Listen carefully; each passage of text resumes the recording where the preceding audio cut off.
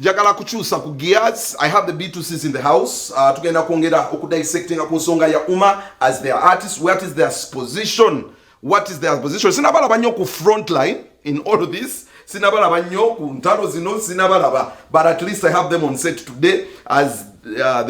we anticipate for their concert. Jibagenda nabo okugerako. Nayo nakulwalero ngabo tuteekateeka emisinde gy'abeene ku Sunday no. Birthday as the B2C ne bagula emijozi netuwaya muko nabo of course kasokotwa bembala bwe badde upon buying emijozi ja emisinde ja bene, then I will have them on set tuongerezeko kwebi bagenda okwogeraawo tuongerezeko mu mutima mu magumba seweka anijute mu muchifuba mu mutima mu magumba uliyo kwagalanga tusamukolo nafona chikolo kati yo kwagala mugenyi mukulu nga bayingidde olutabaalo luno okubakwasa emijozi gino tugende tutabaale gende kuza omwezi 3 byonna bisooke biyimirire ne bwe munaabayo ne show ziyimirire ono kabaka yagenda ofuluma ki olubiri n'olwekyo mujje tudduke tugobe mukenenya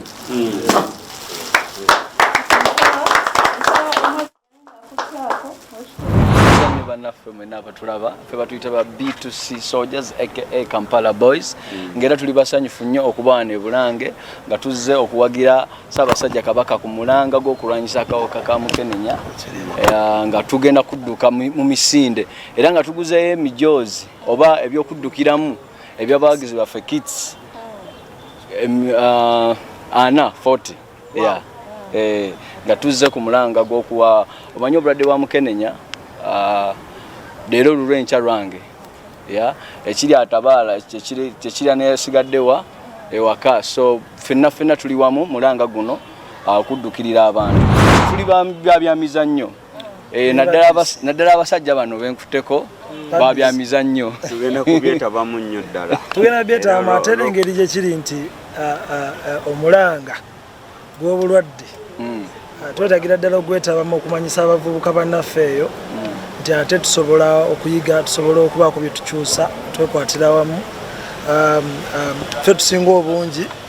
so ate ffe tusinga obeera tageti y'obulwadde obwo engeri gye tuli abangi so tubyetanire tubyetabemu nnyo tuyige tumanye tusobole obanga tusobola obulwanisa Juliana yatimbye olunaku lwe lumu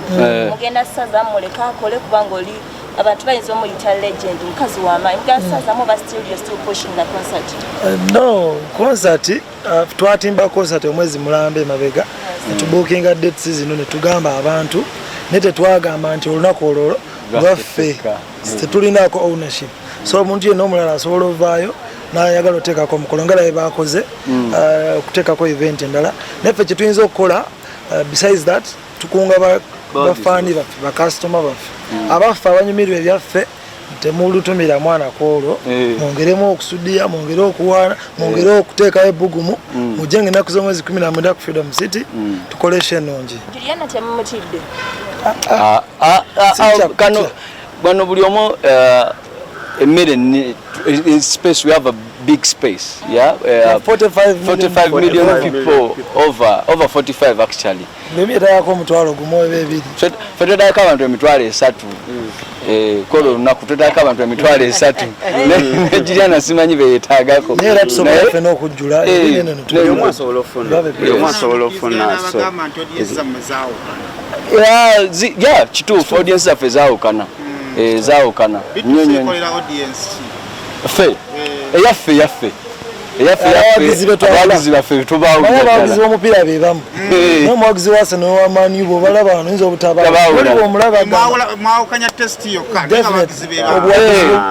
njawulo eri mu bawagizi ng'abantu abalabe bagamba luno mweteeseteese mutya mu ngabana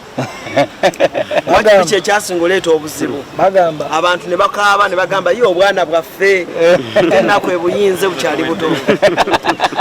bagamba afiiriddwa tasula ku malaalo ekituufu kyo byabaawo last time era concert nereeta obuzibu etawukana ne formal management yaffe n'ebiringa ebyo naye tubasuubiza this time round eri being it yali first concert yaffe twagezezaako okutereeza ebyetaagisa ate tukola ne balunya promotions mutesitesi wa event eno tugenza oyingira mu concert ngoledi twawandisedde ebintu byetulina okukola neera nga amaze okukola paati naffe tulina okukola paati yaffe I mean this time around kiri a bit more professional because luli twalinga ffe bayimbi ate nga ffe batesitesi kyo mwekyo kiri ekyaliwo kyatuyigiriza ku lw'engeri gye tusobola okikola ki okutereezaamu byonna kitegeeza twayiga ku muguli omulundi ensobi zaffe ze twakola this time around tuzitereezezza tetusoobera kuddamu